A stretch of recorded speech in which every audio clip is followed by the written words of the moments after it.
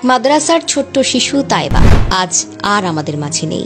এই কথাটা মেনে নিতে পারছে না গোটা এলাকা। ৬ বছরের এই ফুটফুটে মেয়েটির জন্য আজ কাঁদছে গ্রামের প্রতিটি মানুষ।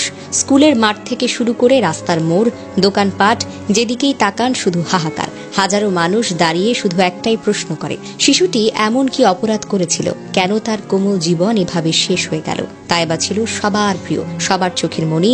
মাদ্রাসায় গিয়ে সে একদিন বড় আলেমা হবে, এমনটাই স্বপ্ন দেখত বাবা মা। কিন্তু স্বপ্নগুলো এখন ধূলিসাৎ। ভয়াবহ বাস্তবতা হলো যে শিশুটি তার চাচিকে মায়ের মতো বিশ্বাস করত, সে আপন চাচি হয়ে গেল তার মৃত্যু।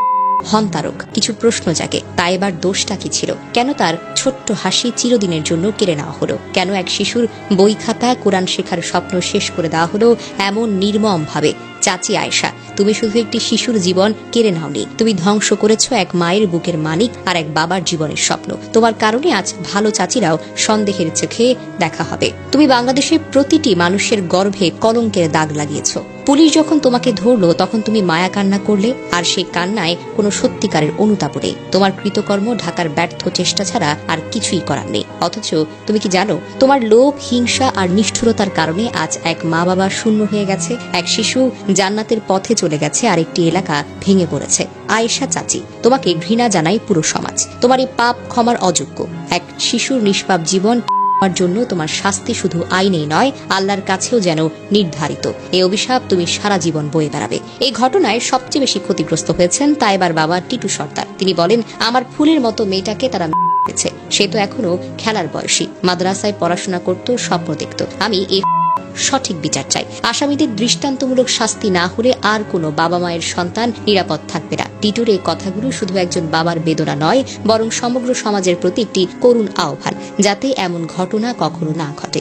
জানা যায়, গত ২৪শে সেপ্টেম্বর বিকেল বেলায় শরীয়তপুরের সখীপুরের স্থানীয় বাসিন্দা টিটু সর্দারের ৬ বছরের কন্যা তাইবা তার বাড়ির আশেপাশে খেলাধুলা করতে করতে হঠাৎ নিখোঁজ হয়ে যায়। পরিবারের সদস্যরা প্রথমে মনে করেন হয়তো কোনো প্রতিবেশীর বাড়িতে গিয়ে খেলছে বা কাছাকাছি কোথাও চলে গিয়েছে। কিন্তু ঘন্টার পর ঘন্টা কেটে যাওয়ায় সাথে সাথে উদ্বেগ বাড়তে থাকে। পুরো পরিবার এবং প্রতিবেশীরা চারিদিকে খোঁজাখুঁজি শুরু করে, কিন্তু কোনো সন্ধান পাওয়া যায়নি। পরের দিন ২৫শে সেপ্টেম্বর সকাল থেকে খোঁজ চালাতে থাকে আরো তীব্রভাবে। স্থানীয় মসজিদের ইমামের মাধ্যমে ঘোষণা দেওয়া হয়, ফেসবুক এবং অন্যান্য সোশ্যাল মিডিয়ায় পোস্ট করা হয় শিশুর ছবি, কিন্তু কোনো ফলাফল নেই।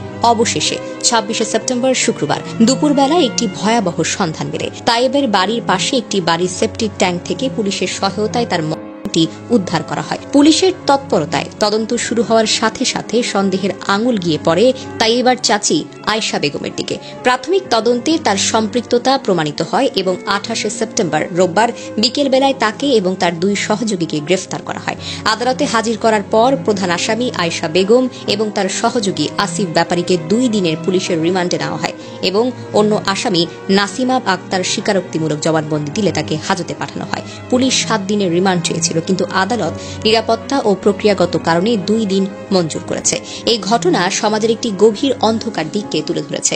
পারিবারিক শত্রুতা কিভাবে একটি নিরীহ শিশুর জীবন পারে, কিভাবে একটি নিরীহ শিশুর জীবন নিয়ে নির্মম খেলা খেলতে পারে, তার একটি উৎকৃষ্ট প্রমাণ এখানে দেখা দিয়েছে। বাংলাদেশে প্রতি বছর শত শত শিশু ঘটনা ঘটে, কিন্তু আপনজনের হাতে এমন নৃশংসতা দেখলে মনে হয় শিশুরা কোথায় নিরাপদ, বাড়িতে, স্কুলে নাকি রাস্তায়? আরো ভয়াবহ প্রশ্ন হলো, মানুষ কাকে বিশ্বাস করবে? চাচি, প্রতিবেশী, এমনকি শিক্ষক, যারা সমাজের ভিত্তি, তারাই যদি বিশ্বাসঘাতক হয়, তাহলে বিশ্বাসের কোনো স্থান থাকে না।